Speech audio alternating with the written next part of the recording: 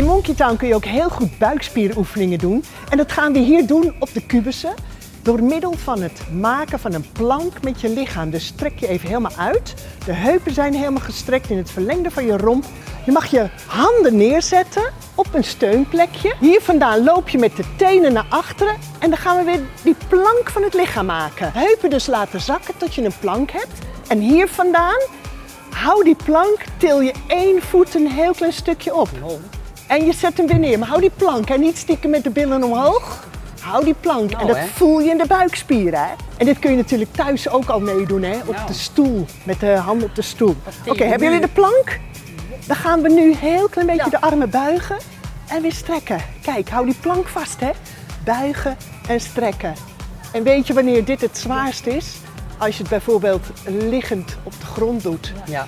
Helemaal vlak, heel goed. En ontspan maar, stap maar terug en schud uit. Geweldig hoor, een goede buikspieroefening. En morgen weer kijken, want dan hebben we weer een nieuwe oefening. Tot dan!